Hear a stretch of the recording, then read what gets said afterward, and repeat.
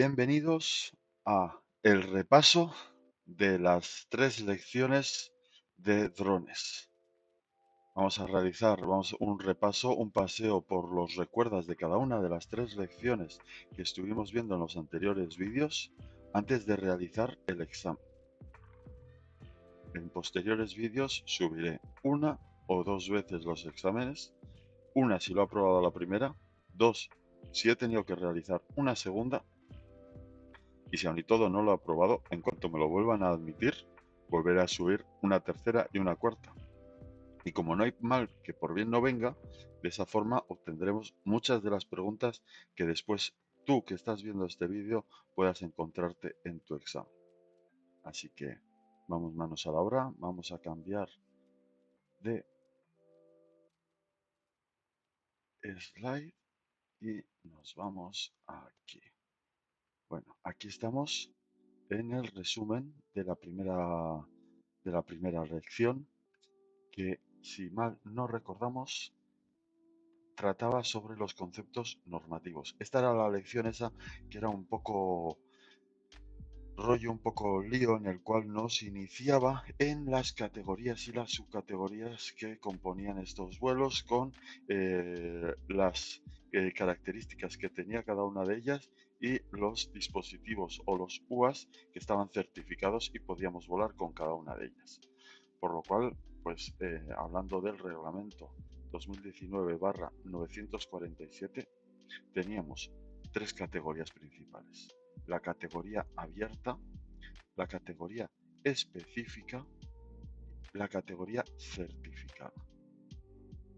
Haciendo un repaso rápido, la categoría abierta eran las subcategorías A1, A2 y A3, y este examen nos certificaba para la subcategoría A1 y la subcategoría A3, siendo la subcategoría 2 algo más específica, y pues ya en esa subcategoría, en la subcategoría 2, se comprendían ya pues los vuelos con fines comerciales por encima de multitudes y varias situaciones que aumentaban importantemente el riesgo para las personas externas a la operación. Después teníamos la categoría específica, que eran las categorías del aeromodelismo, la solicitud y las operaciones, las operaciones que requerían una solicitud autorizada y los escenarios estándar. Y después finalmente teníamos una categoría certificada, que eran aquellos vuelos que se podrían realizar con UAS que requirieran una certificación, bien por tratarse de vuelos con materiales peligrosos o bien por tratarse de vuelos en situaciones que la peligrosidad del propio vuelo se veía aumentada exponencialmente.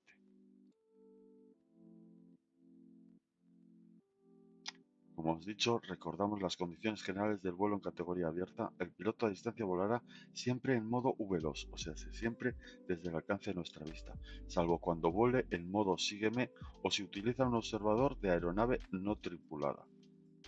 Hablamos del modo sígueme de los drones de imagen tipo DJI, o hablamos de un observador en el caso de volar con las gafas de FPV que necesitaríamos para que nos iluminara y nos comunicara en el momento que hubiera cualquier cambio en la situación de vuelo que nosotros, por estar volando desde la visión del dron, no pudiéramos percibir.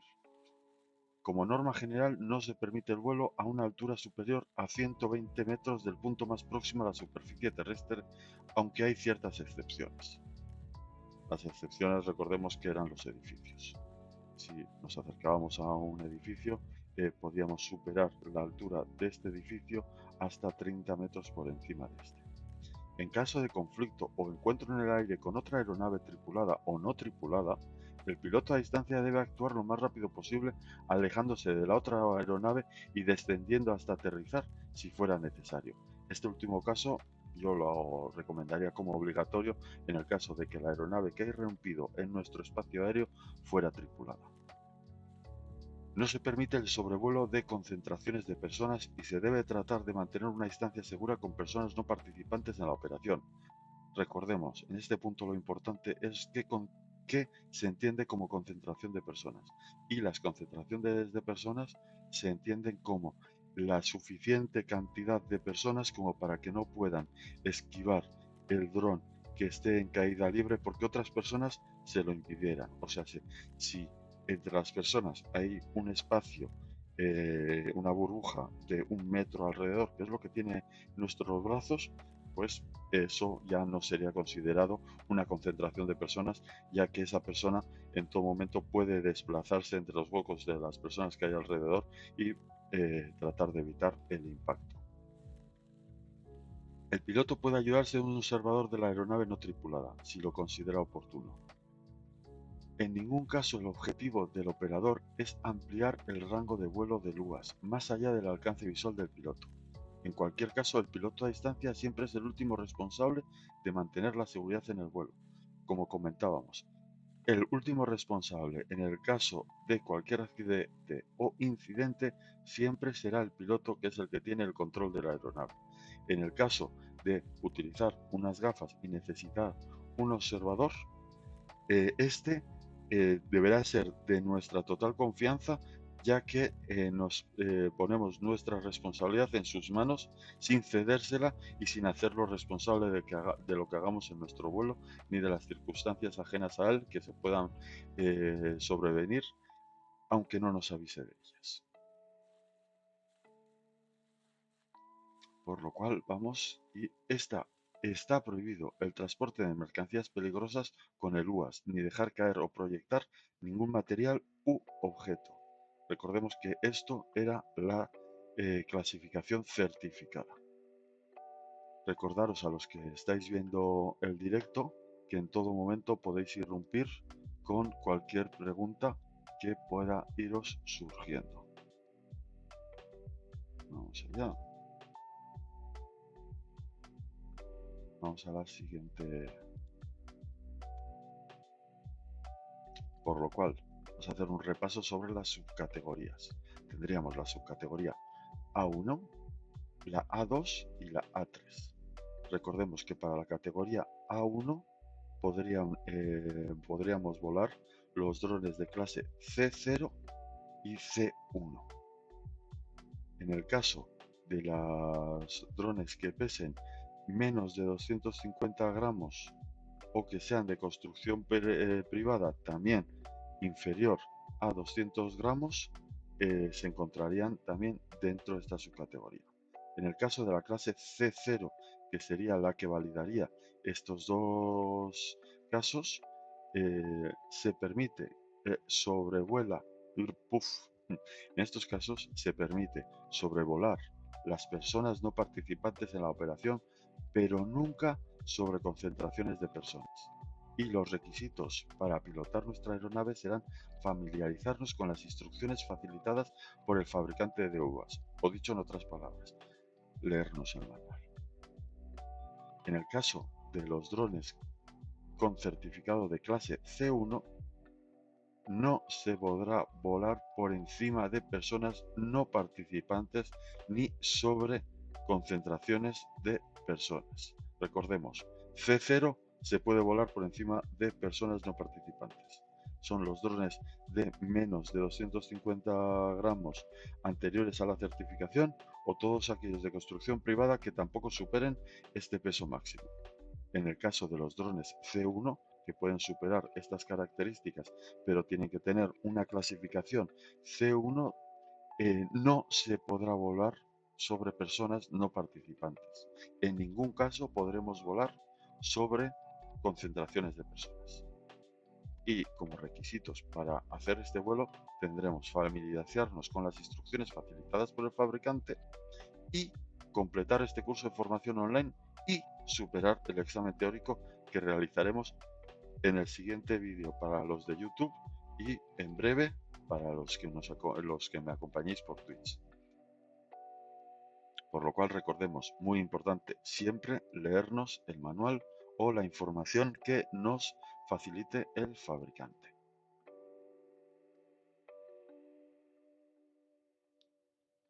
Vamos con la categoría A2, que serían los drones de certificado C2. Recordemos que esta certificación no nos permite, no nos certifica para volar este tipo de drones. Bueno, sería en la categoría A2. Y para esta clase de subcategoría A2, que solo se podrá realizar con los drones de marcado CE2, se permite el vuelo cerca de personas no participantes en la operación. Importante, cerca. Que podamos volar cerca de ellos no significa que podamos volar por encima de ellos, ya que en todo momento deberemos mantener una distancia de seguridad de entre 30 y 5 metros. Recordemos el triángulo, dependiendo de la distancia, o sea, de la altura a la que estemos del suelo, será la distancia máxima que tengamos hacia estas personas. Por ejemplo, si estamos volando por encima de 30 metros, no podremos aproximarnos más cerca de 30 metros. Si estamos volando a 15 metros, nuestro límite serían 15 metros, y si estamos volando por debajo de esos 5 metros, nunca podríamos aproximarnos a más de 5 metros de estas personas. Para ello, tendríamos que familiarizarnos con las instrucciones facilitadas por el fabricante, muy importante leerse los manuales, y completar este curso de formación online y superar el examen teórico, por lo cual, para poder optar a la categoría A, a la subcategoría A2, esta prueba la tendríamos que tener aprobada y deberíamos de añadir una formación autopráctica que no significaría otra cosa que irnos con nuestro dron a un espacio controlado en el cual los riesgos se reduzcan a mínimo para familiarizarnos con sus controles sin que seamos un peligro para nadie. Pero para poder finalmente volar en esta subcategoría tendríamos que realizar un examen presencial de conocimientos teóricos adicionales. O sea, sé que sería ya un examen específico presencial donde tendríamos que identificarnos y demostrar nuestros conocimientos para poder aprobar la cabeza, para poder volar en la categoría A2. Y finalmente tendríamos la categoría A3, que son los drones de construcción privada con un peso inferior a 25 kilos o que se hayan comercializado antes de la entrada en vigor de esta norma, que era el 1 de enero del 2023. También entrarían los drones de clase C2, C3 y C4. Esta operación en áreas donde no se espera poner en peligro a personas no participantes en la operación, y siempre manteniéndonos a más de 150 metros de áreas residenciales, comerciales, industriales o recreacionales. Para ello deberíamos familiarizarnos con las instrucciones facilitadas por el fabricante de luas en el caso de que las tuviera. En el caso de que fuera de construcción privada, nos habremos familiarizado previamente con las instrucciones de cada uno de los componentes para poder montarlo, y deberemos completar este curso de formación superando su examen teórico.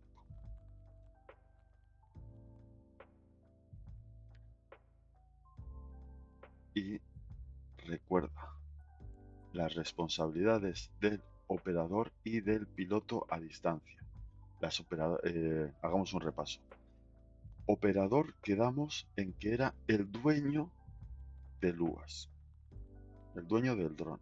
O sea, sí, un operador puede ser una empresa, puede ser un ente que no va a pilotar el dron, pero que es el dueño de ese dron. Y él también tiene una serie de responsabilidades que se las asigna la norma.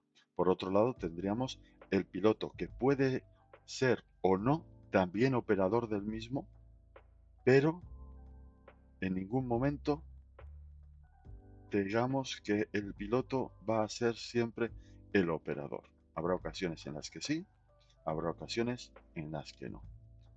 Por lo cual, los operadores deben registrarse en caso de que vayan a volar una categoría específica y o también en categoría abierta, salvo que en esta última use UAS de masa máxima inferior a 250 gramos y no estén equipados con sensores de captación de datos como cámaras, micrófonos o GPS.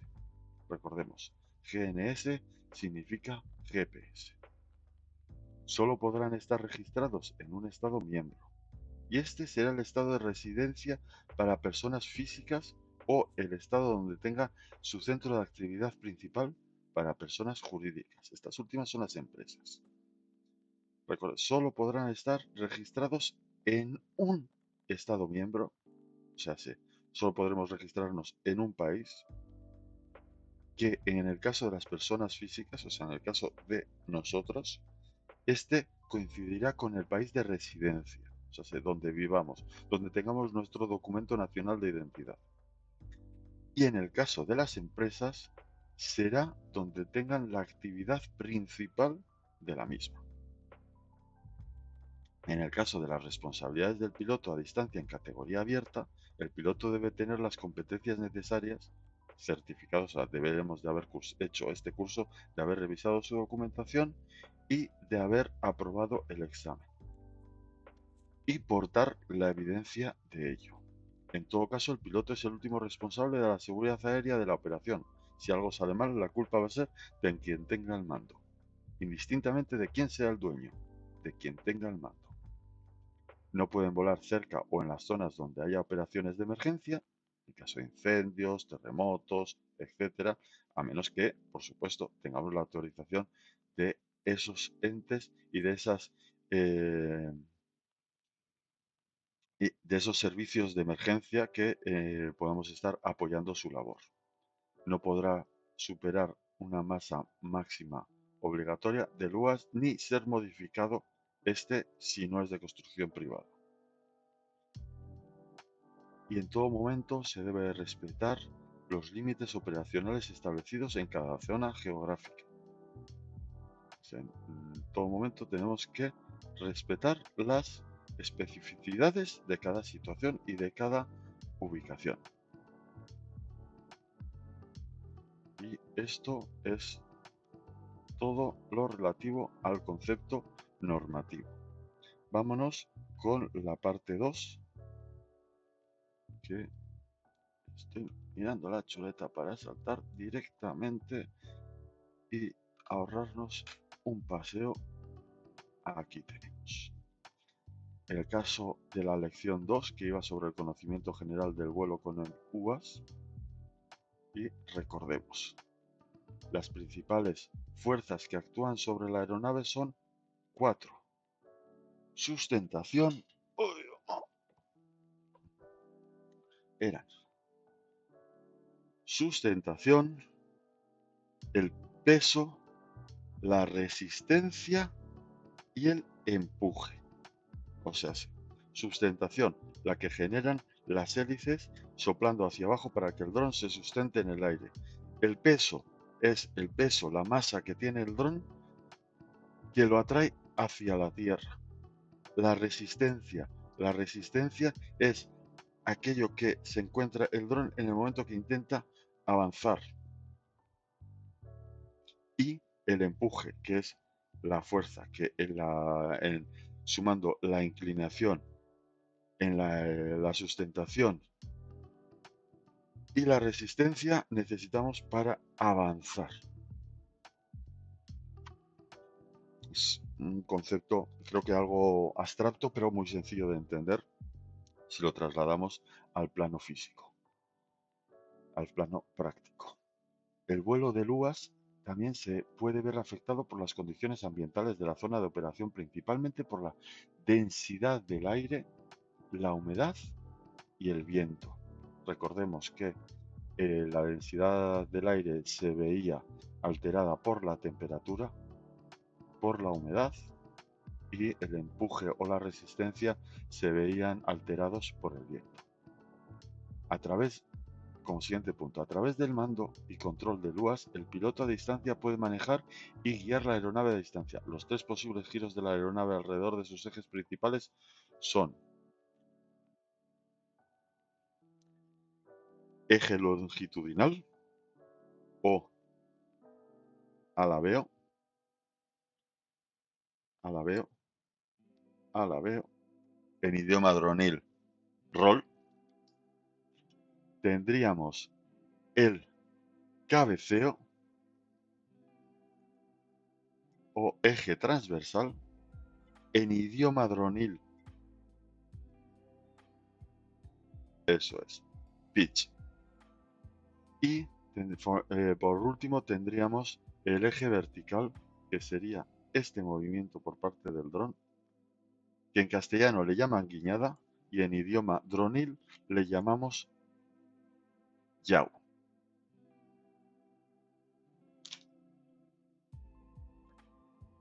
Y por último, en este primer capítulo de Recuerdas de la segunda lección, la comunicación permite el intercambio de información entre los sistemas de tierra y la aeronave y se divide en enlaces de subida de la estación de control al UAS y enlaces de bajada del UAS a la estación de control.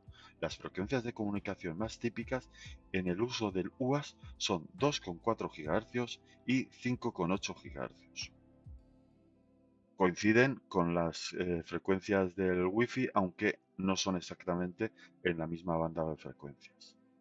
Recordemos, tenemos el enlace de subida, o sea, lo que sube de tierra al dron, que serían los controles de nuestra emisora. Todo aquello que haga modificar el comportamiento del dron en el aire.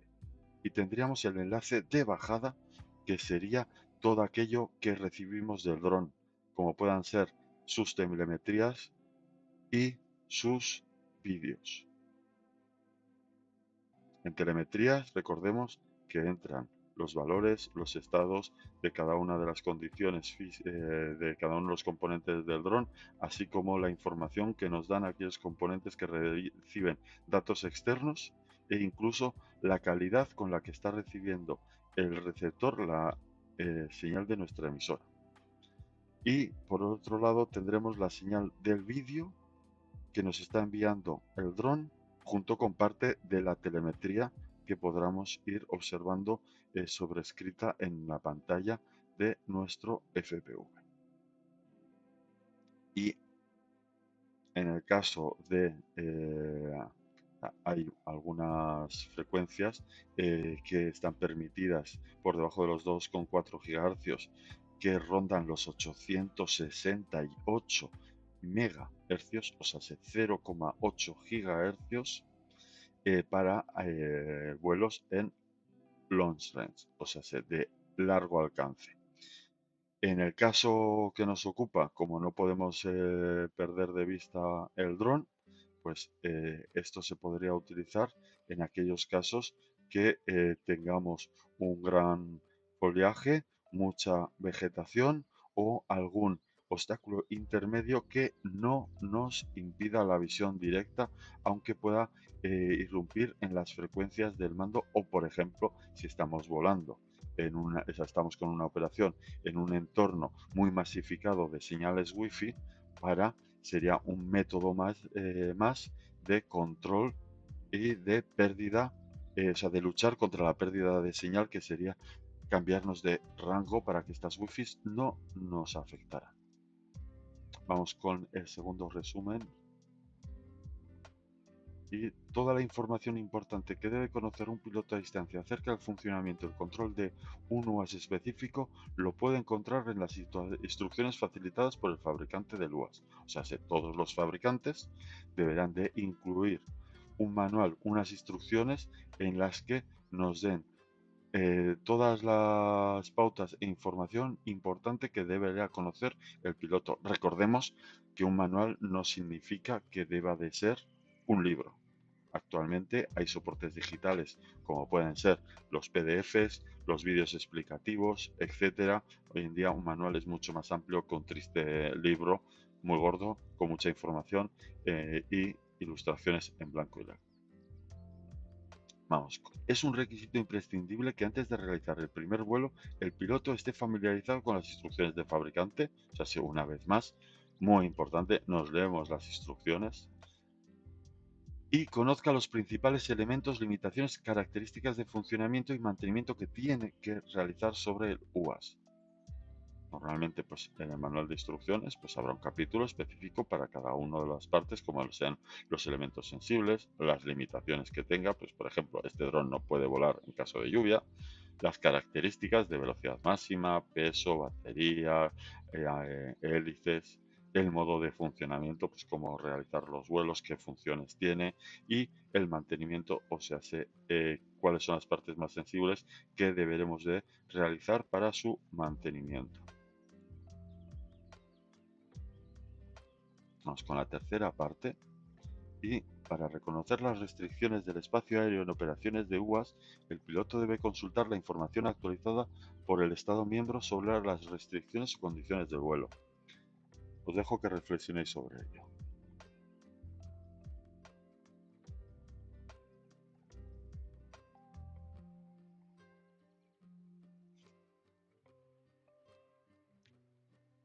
Después de la pausa, ¿alguno tiene alguna duda, alguno tiene alguna información relevante al respecto? Sí, efectivamente. Esto se trata de que antes de volar, en el caso de España, revisemos la aplicación móvil o la web de Enaire y la ubicación que vamos a volar, tal y como se muestra aquí abajo, pues las diferentes zonas prohibidas al vuelo, las diferentes segregaciones temporales y cada una de sus características.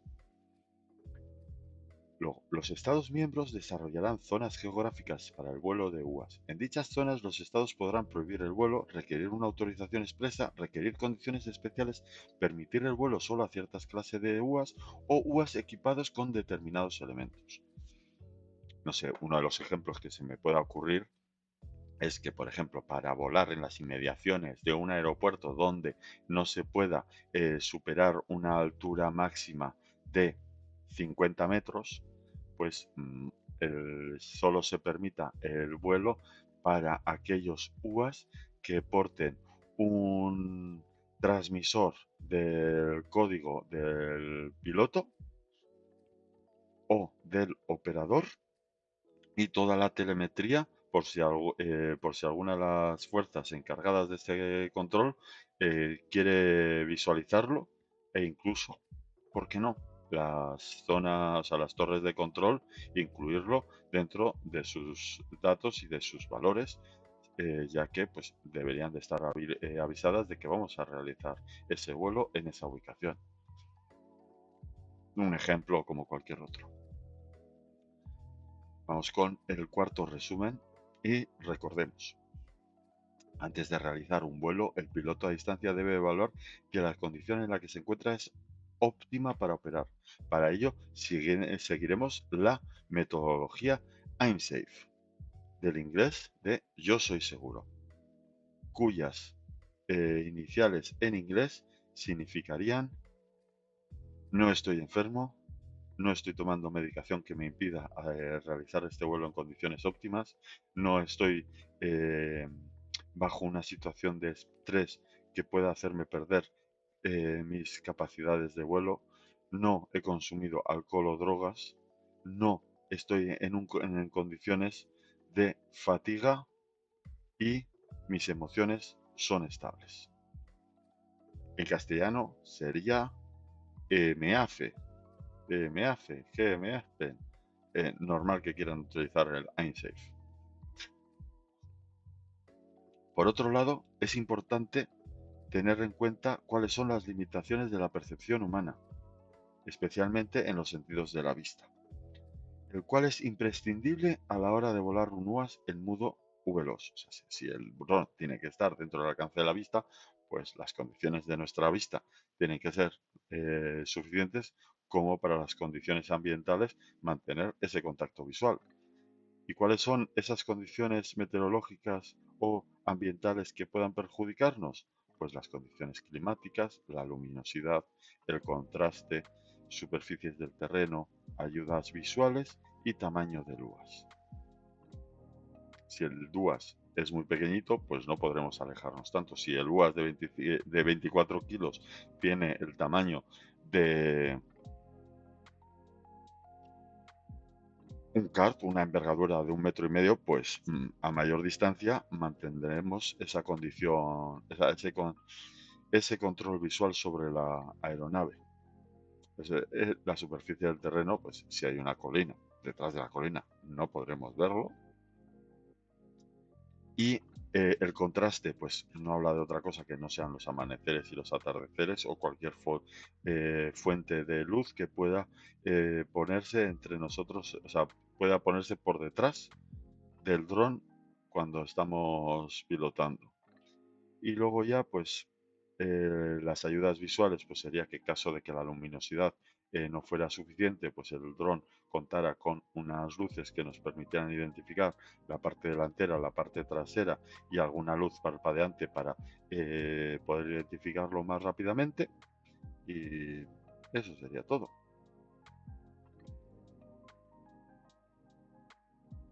La quinta parte del resumen nos dice que a la hora de volar un UAS que cuente con algún dispositivo capaz de captar información personal, como puedan ser las cámaras y los micrófonos, se debe tener la precaución de no vulnerar la privacidad de otras personas en todo momento. Como norma general, no se puede grabar o fotografiar a personas en su vida privada, salvo permiso expreso, o sea que nos lo hayan pedido, y se puede grabar o fotografiar a personas en zonas públicas, siempre que no sean el objeto de la grabación. Es decir, si simplemente con una inadvertida captura o breve aparición en un vídeo, pues no es lo suficiente como para identificarlo, ni esta persona puede tener ningún problema porque se la pueda identificar en la operación como parte de ella. Vamos con la sexta parte. Y aquí, el piloto a distancia debe tener en cuenta tanto la seguridad del propio UAS para evitar robos, manipulaciones o interferencias ilícitas, como su propia seguridad durante el manejo y puesta en marcha del mismo. Deberá existir una encriptación o una fórmula por la cual nadie pueda suplantar nuestra emisora en pleno vuelo para raptar nuestro dron y realizar cualquier actividad ilícita. Recordemos que en ese caso el responsable sería el dueño, o sea, el dueño no, perdón, el piloto, el que tiene el mando en ese momento. Y de igual manera tenemos que ser capaces de garantizar nuestra propia seguridad y que no nos pase nada durante la operación. O sea, si estamos en alguna cornisa, pues estar lo suficientemente asegurados como para que no podamos resbalar y caernos al vacío mientras estamos realizando la operación. Antes y después tampoco sería recomendable, pero si lo estamos haciendo, o sea, si nos sucede mientras estamos haciendo, o sea, estamos operando el dron, estamos pilotando el dron, pues la catástrofe podría ser doble, ya que podríamos tener y sufrir esta caída y a su vez el dron perder el control e irse contra cualquier objeto o persona que estuviera alrededor. Para evitar la manipulación o el robo de la aeronave se recomienda su vigilancia tanto en el transporte como en el momento de la operación. Para prevenir las interferencias y el secuestro se recomiendan medidas de encriptado de la señal, pues básicamente lo que hemos comentado en el anterior vuelo. O sea, en el anterior vuelo, en el anterior punto.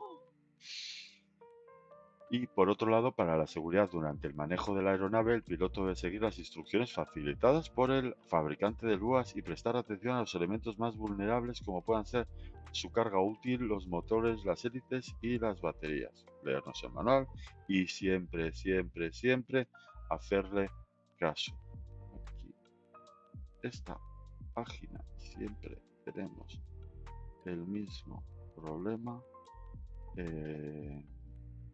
A ver cómo puedo hacer.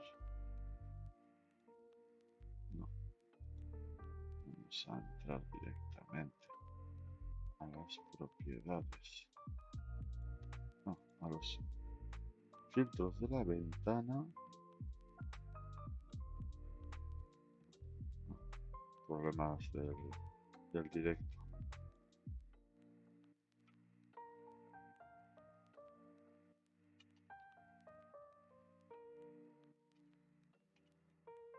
Vale. Pues así es. no es lo mismo, pero sí que se acierta a ver. Un operador de UAS deberá reportar a la autoridad competente los accidentes que se produzcan durante el vuelo.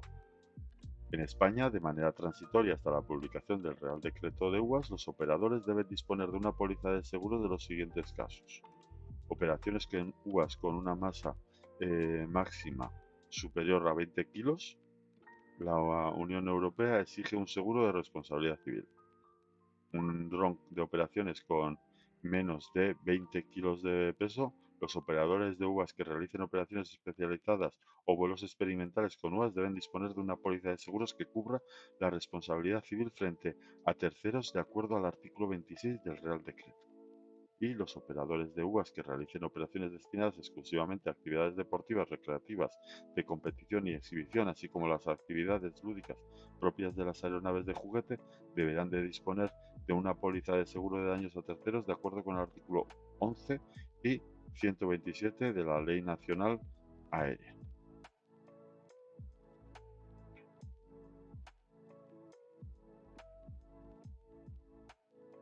Vamos, como hasta ahora, una póliza de responsabilidad civil que la podemos tener en el coche, la podemos tener en el seguro de la casa, la podemos tener de muchas formas. Vamos al siguiente y ya hemos terminado con el repaso de la segunda lección. Vamos a restablecer el zoom. Vamos a restablecer las propiedades de la ventana.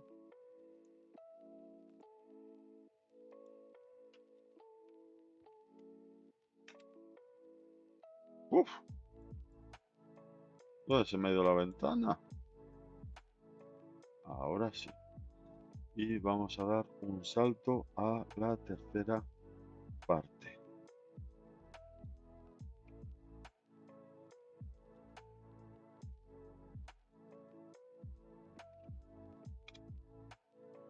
Y vamos con los recuerdos de la tercera parte.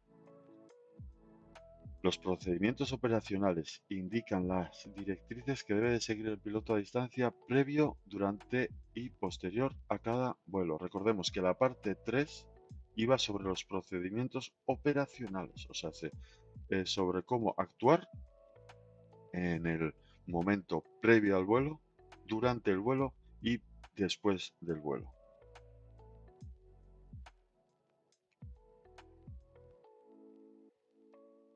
Los procedimientos operacionales indican las directrices que debe seguir el piloto a distancia previo, durante y posterior a cada vuelo. Los procedimientos operacionales deberán estar escritos cuando el operador y el piloto a distancia no sean la misma persona.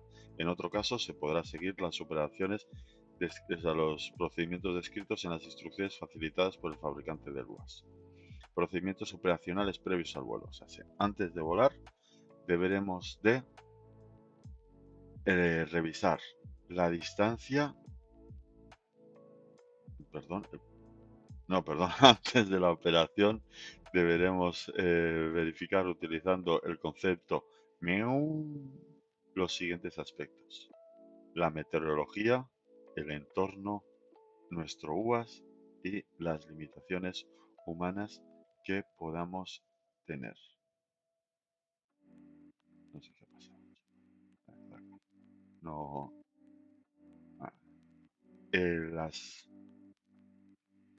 La meteorología, pues antes de realizar el vuelo, pues tendremos que saber si la velocidad del viento es la adecuada, si va a llover, si va a nevar, si va a hacer mucho sol. Deberemos de conocer la estación, o sea, cómo va a estar el tiempo durante nuestra operación. O sea, que el viento no sea racheado, que no estén todos habiendo unos chubascos intermitentes si nuestro UAS no soporta las salpicaduras propias de la lluvia, etcétera. Debemos revisar que el entorno sea adecuado, que no haya pues ninguna zona recreacional, ninguna zona urbana, que no estemos cerca de un aeropuerto, que nuestro UAS esté en perfectas condiciones para el vuelo, revisarle las palas, las tuercas, hacer una inspección visual del UAS y que nosotros nos encontramos en perfectas condiciones y que el vuelo se vaya a realizar dentro de las limitaciones que podamos tener.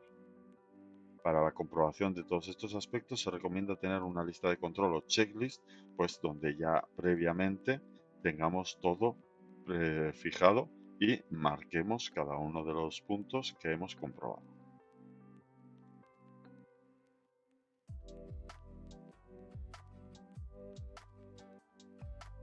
Luego tendremos los procedimientos operacionales durante el vuelo en el segundo resumen de la tercera parte. Y nos dice que durante el vuelo pueden darse situaciones normales de contingencias y de emergencias y en función de la situación del vuelo se aplicarán los procedimientos normales del vuelo a los de contingencias o emergencias. El procedimiento normal del vuelo: en una operación normal el piloto estará concentrado en el pilotaje del UAS analizando los parámetros que recibe del UAS como la altitud de vuelo, evaluación continua de la meteorología, gestión del combustible, telemetría, coordinación y comunicaciones entre el personal de la operación. Además, durante el vuelo, el piloto debe tener una conciencia situacional, o sea, se debe ser consciente de lo que pasa alrededor suya y alrededor del dron, de manera que sea capaz de percibir y comprender lo que ocurre en su entorno, y esto le guiará en la toma de decisiones, por lo cual el piloto debe estar alerta. El piloto deberá de identificar y ver todos los posibles riesgos, entonces deberá de evaluar las situaciones que se puedan dar con esos riesgos y deberá de alcanzar la respuesta óptima para aplicarla. Todo esto se utiliza la práctica OODA, la cual consiste en que el piloto sea capaz de observar, ver las opciones, decidir y actuar. I'm safe sí que es fácil de recordar. Lo del meu, bueno, tiene su complicación. Lo del ODA ya me parece que es buscar palabras sin sentido para poder justificar que haya una palabra fácil para identificarlo. Pero bueno, vamos con la tercera parte, vamos con el tercer resumen de la tercera parte. Los procedimientos operacionales durante el vuelo, que son los procedimientos de contingencia o de emergencia.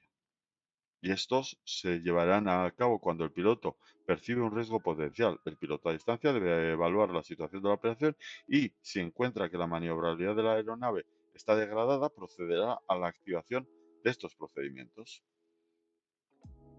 Pues, mientras estás volando, si notas algo raro, pues tendrás que tratar de recuperar, o sea, sin perder el control, recuperar el dron y hacer que tome tierra lo antes posible, preveyendo que pueda haber cualquier accidente motivado por esta situación que nos hemos dado cuenta en pleno vuelo, que pueda ser derivada del propio dron o del entorno.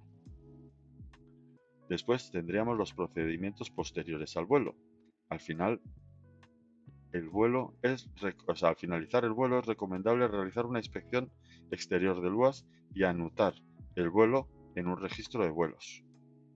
En caso de detectar alguna incidencia durante el vuelo o si el piloto lo considera oportuno, realizar el mantenimiento del UAS siguiendo las instrucciones proporcionadas por el fabricante del UAS o, si fuera necesario, llevarlo a un centro de mantenimiento. Básico, o sea, después de haber volado el dron, antes de guardarlo, pues realizamos una inspección visual de que todo está perfecto, y en el caso de que viéramos que cualquier cosa no estuviera bien, pues nos buscaríamos la vida para solucionarla, bien fuera nosotros en nuestro taller o bien fuera llevándolo a un centro autorizado para realizarlo.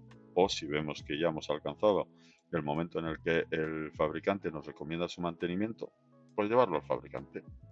Y con esto hemos terminado el repaso de las 3 lecciones y ya estaríamos preparados para realizar el examen. Por lo cual, compañeros de YouTube, en cuanto tenga el examen realizado, lo subiré. Mientras tanto, suscríbete a mi canal, activa la campanita para poder visualizar nuevos vídeos cuando estos estén disponibles. Por lo cual, chao y muchas gracias por escucharme.